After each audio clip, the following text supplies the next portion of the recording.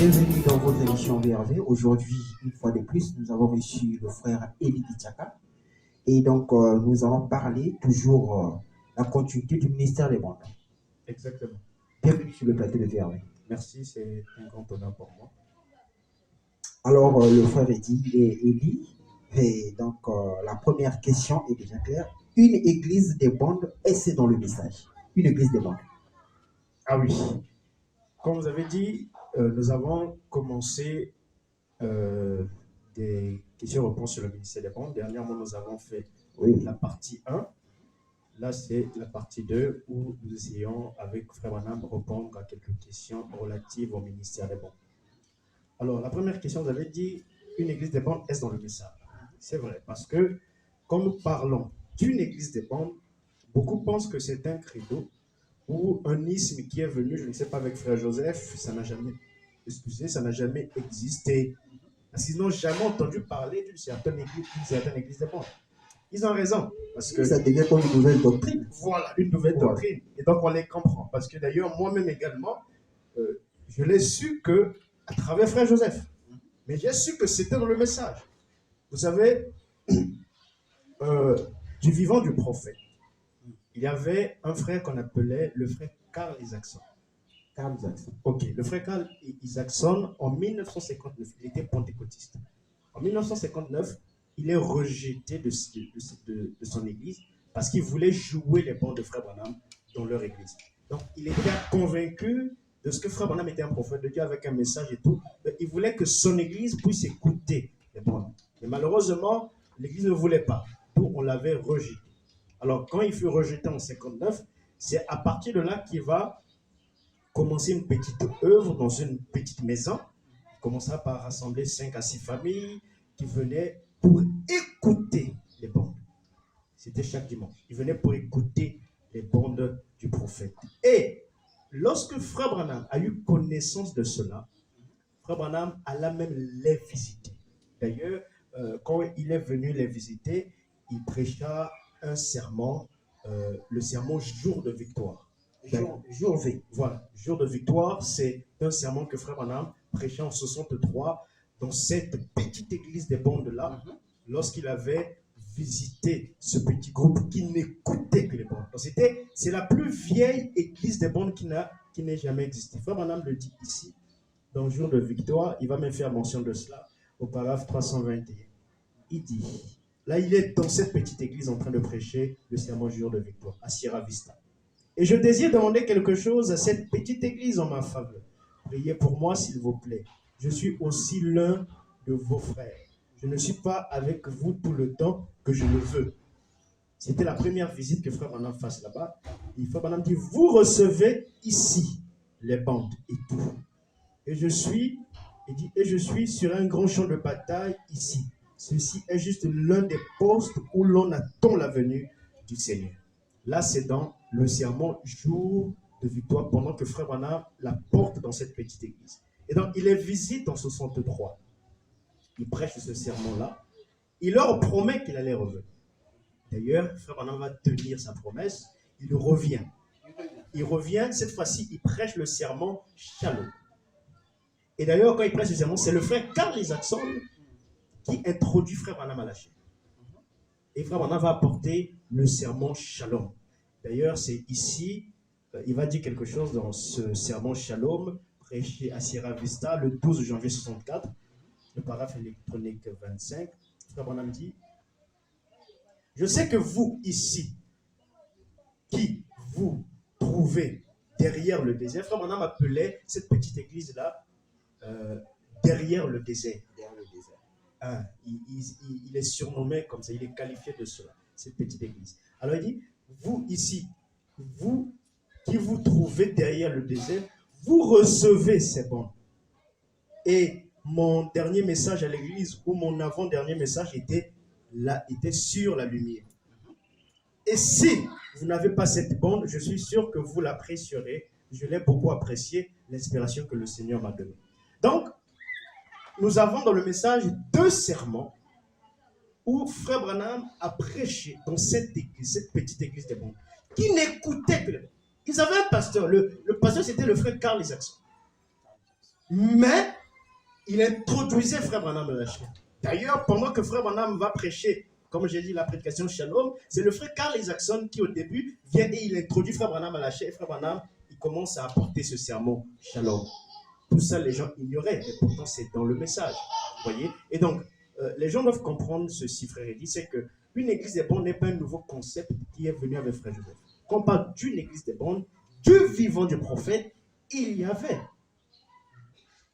l'église du frère Carl Isaacson qui était une église des bons. C'est-à-dire qu'ils venait à chaque service, à chaque réunion, ils écoutaient le prophète. Ils invitaient le prophète à la chaire. Donc, frère Joseph n'a pas emmené une nouvelle chose. C'est dans le message, mais seulement, comme nous avons longtemps été enseignés d'une certaine manière dans les églises, alors, lorsque ces choses-là sont dites, les gens pensent que ce sont des nouvelles choses, que ce n'est pas dans le message, et ainsi de suite, alors que c'est dans le message. Le message reconnaît des églises des bons.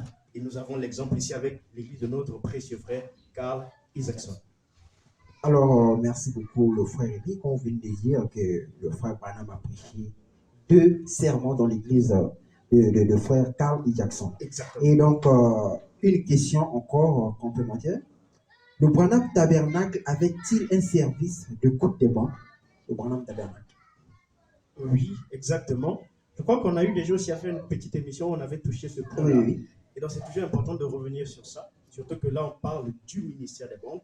Oui, les gens doivent savoir que le Branham Tabernacle, n'est-ce pas, avait un service d'écoute des banques. Quand bien même il y avait Frère Lévi qui était là, l'assistant du prophète, mais il y avait des services d'écoute des bandes où l'on venait pour s'asseoir et écouter la bande. Et même, vous savez, Frère Branham lui-même aussi aimait s'asseoir et écouter ses bandes. Je ne sais pas si vous avez déjà lu ça. Il parle de ça plusieurs fois. Pendant qu'il écoutait la bande, il a eu à avoir connaissance d'une chose qu'il ne savait pas quand il prêchait. Quand il était à la chaire, il ne savait pas. Donc, il avait dit cela sous inspiration. Mais pendant que lui-même, il écoutait les bandes, il a eu à entendre cela. Regardez, Frère Branham dit dans l'âge de l'église de Sardes, le paragraphe électronique 2. Et puis, là, Frère Branham est du haut de la chaire. On lui passe les notes. Et puis, quelqu'un vient de me remettre une note. Il est passé par ici et a déposé une note au-dessus au sujet des réunions de demain. Et vous qui êtes venus nous rendre visite ici, nous serons certainement heureux de vous voir venir l'après-midi à 2h. Demain après-midi, il y aura un service d'écoute des bons. Et si vous n'avez rien à faire, il se pourrait que l'on joue l'un des messages que vous n'avez jamais entendu. Un service d'écoute des bons. Au paragraphe 4, il descend, électronique. Et maintenant, alors demain après-midi, il y aura un service d'écoute de bande. Frère Gênes vient de me dire que nous commencerons à 2h demain après-midi. Et vous qui aimez venir écouter les messages, prier à l'hôtel, vous qui cherchez le Saint-Esprit, ainsi de suite. C'était un service d'écoute des bandes du vivant du prophète au Branham Tabernacle. Et regardez même au paragraphe électronique 13, Frère Branham va écourter sa réunion pour permettre à ce que les gens reviennent pour écouter, pour participer à ce service d'écoute des bandes. Le paragraphe électronique 13, il dit je sais que demain, c'est la grande journée des activités commerciales. Nous devons tous aller faire nos provisions samedi soir. Et nous devons le faire samedi matin ou samedi après-midi, l'un ou l'autre, pour être libre le samedi soir et venir à la réunion. Ainsi, nous essayerons, dit Frère Branham, de vous laisser partir tôt ce soir afin que demain, vous ne soyez pas trop fatigués pour suivre cela. Et qu'ensuite, vous reveniez à la réunion l'après-midi avec les frères pour les bandes. Et aussi, pour demain soir, maintenant, pouvons-nous tenir debout, ainsi de suite. Donc, Frère Branham, il écoute la réunion. Il dit que nous allons essayer de faire simple pour ne pas que vous soyez fatigués et que vous reveniez à la réunion d'après-midi avec les frères pour les bandes. Pour le service des bandes qui devait se passer l'après-midi à 2h. Vous voyez que c'était quelque chose d'important. C'était un service que le prophète prenait au sérieux. Comme on a lu ici, il pouvait écourter un message pour permettre à ce que les gens ne soient pas fatigués et qu'ils reviennent après, comme il a dit ici, l'après-midi à 2h pour écouter les bandes pendant le service de l'écoute des bandes. Donc, oui, le Branham Tabernacle avait bel et bien un service d'écoute écoute des bandes. Donc, ce n'est pas nouveau. Voilà. Alors, le frère dit, pourquoi les bandes doivent avoir la première place dans nos assemblées? Pourquoi? Oui. Pourquoi les bandes doivent avoir la première place dans nos assemblées? C'est une très bonne question, parce que d'ailleurs, c'est Frère Joseph qui l'a dit. Oui. Frère Joseph disait que les bandes doivent avoir la première place sur tout, dans nos églises, dans nos maisons, partout. Cela pouvait peut-être choquer quelques-uns, parce qu'ils ne comprennent pas, n'est-ce pas? Ils ne comprennent pas. Mais pourquoi les bandes doivent avoir la première place dans l'église et ainsi de suite? Vous savez, Frère Branham va d'abord dire quelque chose ici, dans la voix d'un vrai prophète, le paragraphe 362. Il dit, tout au début de la phrase, « Oh Dieu, je remets le message sur bande. »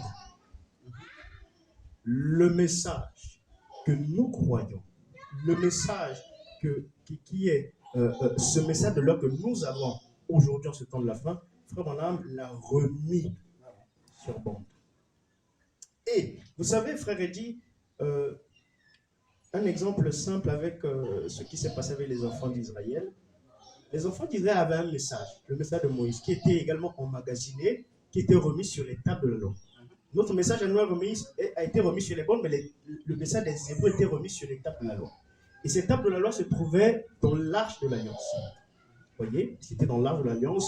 Et regardez même que dans le tabernacle de Moïse, alors qu'il y avait 3 compartiments, le parvis extérieur, le parvis intérieur qui était le lieu saint et le lieu très, très saint ou saint des saints, l'arche de l'Alliance ne se trouvait pas au parvis extérieur, ça ne se trouvait pas dans le parvis intérieur qui était le lieu saint, mais l'arche de l'Alliance qui contenait les tables dans lesquelles était emmagasiné le message de Moïse se trouvait, n'est-ce pas, dans la première partie ou encore la partie la plus sacrée du tabernacle, à savoir le lieu saint des saints.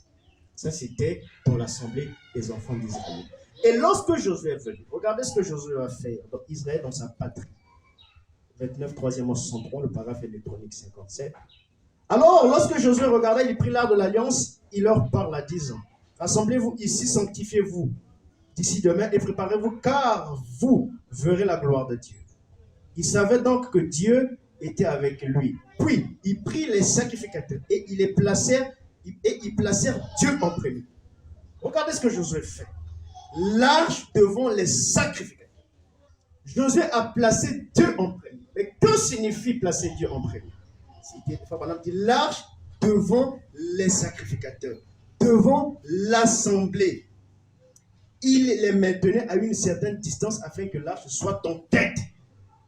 Mais qu'est-ce qui rendait l'arche plus importante? Jusqu'à ce que Josué, le prophète, qui a pris la place de Moïse, il prend l'arche, il met l'arche devant. Comme on a dit, il a placé ça en tête. Il dit les sacrificateurs, soyez derrière. Pourquoi? Mais parce que c'était dans l'arche qu'était emmagasiné le message de Moïse. C'est-à-dire le message de Moïse, dans sa forme la plus brute, la plus pure et parfaite, c'était dans les tables de la loi qui étaient dans l'arche. Ce qui rendait l'arche plus importante afin que l'arche soit placée en premier, en tête dans l'assemblée des enfants d'Israël. Il le dit aussi dans cette citation. Donc, je serai avec toi comme j'ai été avec Moïse, le 11, 9e mois 60, le paragraphe électronique 36. Regardez, Frère Branham. Observez ce que Josué a fait. Qu'est-ce qu'il a placé en premier? Frère Branham dit, les membres du clergé, les ministres qui étaient dans la sacrificature. Non, monsieur. Il a placé la parole en premier. Il a dit, prenez cette arche et vous tous les sacrificateurs, tenez-vous derrière elle, allez derrière elle, n'essayez pas de la conduire, que ce soit tel qui vous conduise. C'est merveilleux ici. Frère Branham dit, qu'est-ce qu'il a placé en premier? Pose la question. Les membres du clergé. Est-ce que c'était les sacrificateurs? Est-ce que c'était les ministres même appelés de Dieu? Non. Il dit, il a placé l'arche en premier. Il a placé la parole en premier. Et la parole là était emmagasinée dans les 2 tables de la loi qui étaient dans l'arche. Et de la même manière, nous également, nous avons lu dans la voix d'un vrai prophète, on dit que j'ai remis le message sur moi. Le message que nous croyons n'est pas emmagasiné dans les airs. Le message a été emmagasiné dans les bandes, dans sa forme la plus pure et parfaite. Frère Branham appelle ça le ministère des bandes. Alors, ce n'est que normal que ce message-là, emmagasiné dans les bandes, puisse avoir la première place dans nos assemblées, dans notre vie. Raison pour laquelle Frère Joseph l'a dit. Donc, ce n'est pas incroyable, ce n'est pas un scandale, c'est clair et net. Les bandes doivent avoir la première place parce que c'est dans les bandes que le message que nous croyons a été remis. De la même manière qu'au temps des Hébreux, l'Arche de l'Alliance, Josué a dit que ça soit devant en tête. Pourquoi? Parce que le message qu'ils croyaient était remis sur les tables de la loi et ce n'est que normal. Voilà. Alors, merci le frère Eddy pour ces précisions. Une autre question. Peut-on recevoir la foi de l'enlèvement par l'écoute des bandes? C'est-à-dire en écoutant les bandes, quelqu'un puisse recevoir la foi de l'enlèvement. Oui, exactement, parce que c'est Frère Branham qui l'a dit. Frère Branham l'a dit, je vais simplement lire Frère Branham ici dans l'absolu, le 32e mois 62, Frère Branham dit le paragraphe 225. Oh, il dit, je me rappelle quand il est descendu là-bas, dans cette grande lumière, alors que je me tenais dans le fleuve en 1933, en juin, et qu'il a dit, comme Jean-Baptiste a été envoyé pour annoncer et préparer la première venue de Christ, je t'envoie avec un message pour préparer, pour annoncer et préparer la seconde venue de Christ. Frère Branham continue. Et il est allé dans le monde entier. Là, il parle du message. Il est mis pour le message. Et il est allé dans le monde entier et les feux du réveil ont été allumés durant 15 ans sur presque chaque montagne. La guérison divine, à travers les nations et la puissance et la restauration. Et maintenant, je crois qu'il, toujours mis pour le message, maintenant, je crois qu'il est prêt à atteindre son point culminant final. Le message qui devait préparer la seconde venue du Seigneur, comme Madame dit, il est prêt à atteindre son point culminant final. Là, c'est en 62. Il est prêt à atteindre son point culminant final là-bas. Frère Branham dit pour produire une foi qui enlèvera l'Église dans la gloire. Et écoutez, Frère Branham, et elle se trouve dans les messages. Le message du temps de la fin. Le message que l'ange en 33 a dit va préparer la seconde venue du Seigneur. Frère Branham, en 62, il parle. Il voit quelque chose. Il dit que ce message-là va atteindre son point culminant. Mais quand il va atteindre son point culminant, il va produire une foi, Frère Branham dit, qui enlèvera l'Église dans la gloire. Et il dit, cette foi-là se trouve où? Il dit, et elle se trouve dans les messages. Il continue au paragraphe 226, je descends un peu plus bas, il dit, écoutez-les. Là, il parle des messages, il est mis pour les messages. Écoutez-les, oui, monsieur, en voici un, c'est juste. Frère Branham nous présente un message. Là, il s'agit du message l'absolu, en l'occurrence. Donc, la foi de l'enlèvement, ce n'est pas un mythe. Vous savez, des fois, les gens ici, étant toujours à la recherche des mystères, ils veulent mystifier des choses. Ah oui. Ils veulent, rendre mystique certaines choses qui sont dans la parole, qui sont claires. La foi de l'enlèvement, aujourd'hui, Frère Branham nous montre que ce message en 62, qui devait maintenant atteindre son point culminant dans les années à venir, et ce message devait produire une foi qui allait enlever l'Église. Il dit, cette foi-là se trouve dans les messages. Et Frère Branham nous demande à faire quoi? Il dit, écoutez-les. Il dit, en voici un mis pour le message de l'absolu. Donc c'est clair, il n'y a pas à mystifier les choses. Voilà pourquoi nous n'allons pas cesser d'emmener les gens à écouter ces messages. Voilà pourquoi nous n'allons pas cesser d'appeler, de sensibiliser les gens à écouter ces messages, à écouter ces bandes-là, afin de recevoir cette foi-là, afin de recevoir cette stature parfaite. Regardez, les gens diront, mais les bandes, oui, mais les brochures également. Mais oui, même les brochures, mais regardez, Frère Branham, ici, il dit, écoutez-les. Il n'a pas dit, écoutez-les, lisez-les. Nous n'excluons pas les messages. D'ailleurs, nous avons, dans la première partie de l'émission, nous avons eu à parler de la différence entre les bandes et les brochures. Et les gens, quand ils verront maintenant la différence qui existe entre écouter les bandes et lire une brochure. Donc, nous n'excluons pas les brochures, mais il faut que les gens comprennent qu'ici, il s'agit d'écouter. Voilà pourquoi Frère Branham dit, écoutez-les. Oui, monsieur, en voici un, c'est juste. Donc, voilà que les gens comprennent que cette foi que nous cherchons n'est pas loin de nous. Dieu nous a facilité les choses, il a emmagasiné le message afin que ce message, en atteignant son point culminant, puisse apporter cette foi-là à l'Église du Seigneur Jésus-Christ. Alors, merci le frère Elie vraiment pour ces précisions. Alors, une dernière question pour boucler notre émission. Aujourd'hui, les gens traitent des têtes bonnes des perdus. Oh, ils écoutent seulement des bandes, ce sont des perdus. Mais peut-on être sauvé au moyen de l'écoute des bandes? C'est ça la C'est question. une grande question. Voilà, vous avez gardé ça pour la dernière question parce que c'est très profond. Beaucoup de choses ont été dites. Beaucoup d'idées reçues ont été annoncées ici et là. Faisons croire aux gens que l'écoute des bons n'est pas suffisant. Faisons croire aux gens que vous ne pouvez pas être sauvé en écoutant les bons. Faisons croire aux gens qu'il faut un prédicateur pour vous interpréter cela. Il faut un prédicateur pour vous interpréter les bons. Il faut une église. Il faut ceci, toutes ces choses. C'est vrai, nous croyons au fait que chaque croyant, comme l'a dit Frère Branham, dans le discernement de l'esprit, paragraphe 18, il dit chaque croyant doit avoir une église. Un endroit où il paie la dîme. Nous croyons à l'église, nous croyons au prédicateur et tout, mais conditionner le salut par l'église ou le prédicateur, dire aux gens et faisons croire aux gens que si nous écoutons les bandes, nous ne serons pas sauvés, il faut un prédicateur, il faut ceci, c'est faux. Parce que dans le message, les gens ont été sauvés par l'écoute des bandes. D'ailleurs, quand ils écoutent les bandes, mais c'est un prédicateur qui prêche, c'est le meilleur prédicateur qui soit en ce temps de la fin. Qui est ce prédicateur qui peut se lever et dire qu'il prêche plus que Frère Branham?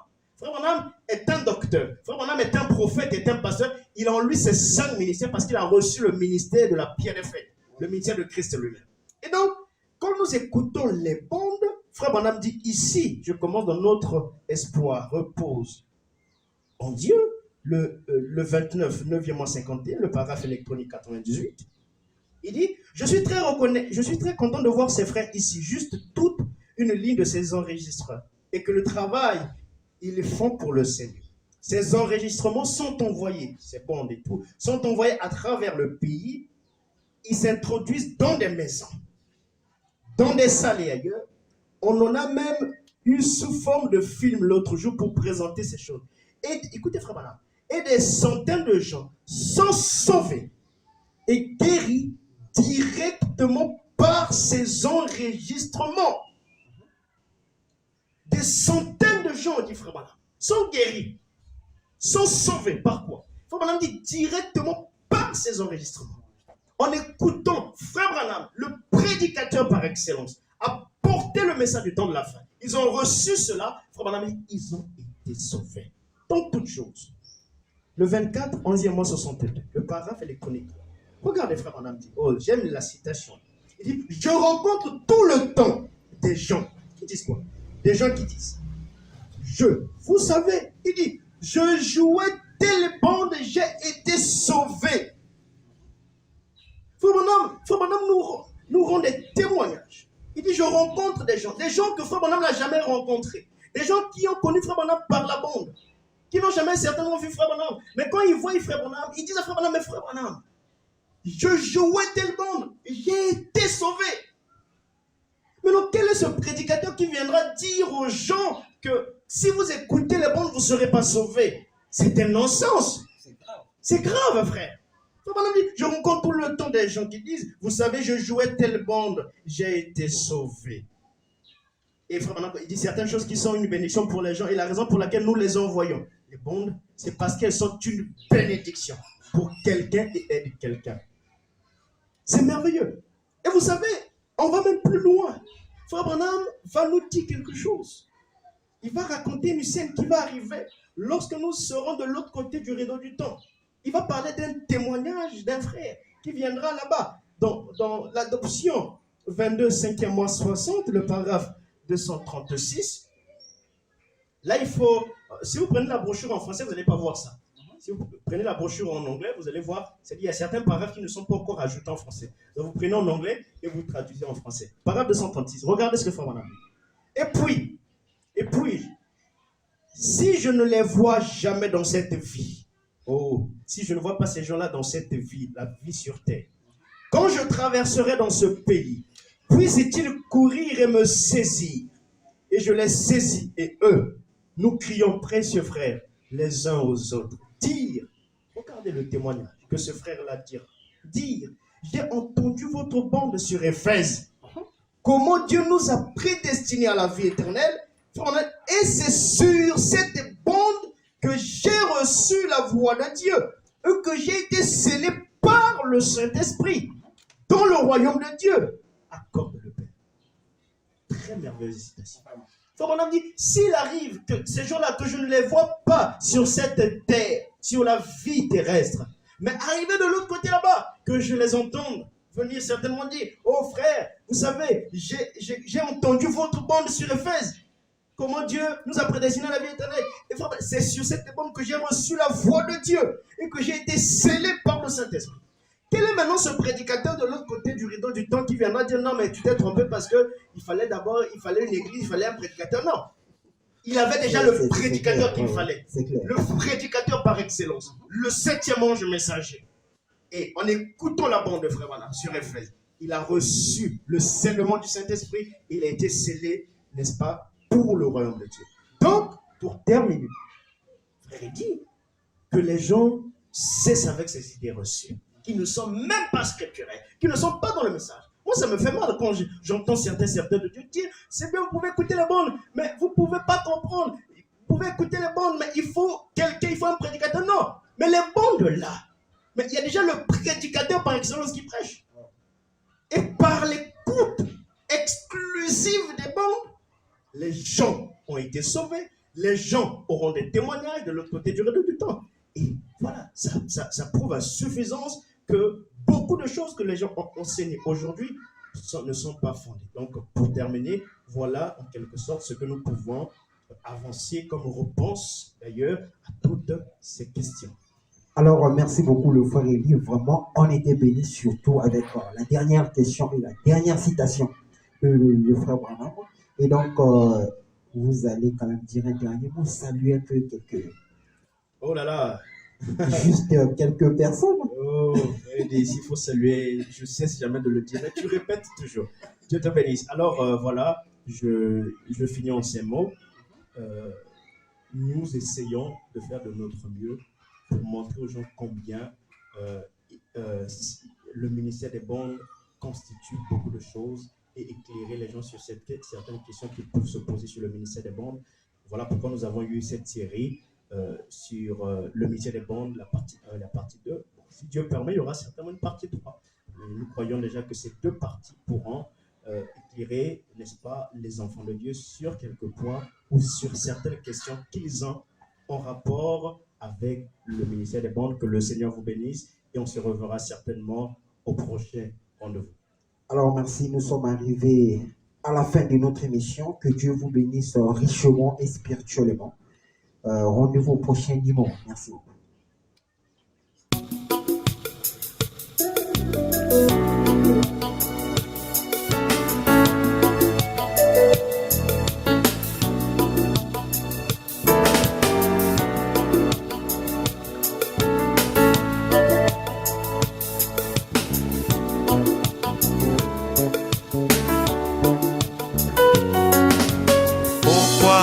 Il a laissé tout ce grand de ce monde.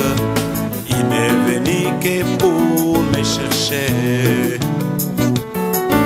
Mais pourquoi il a laissé tout ce grand de ce monde? Il n'est venu que se révéler à moi. Mais pourquoi seulement moi?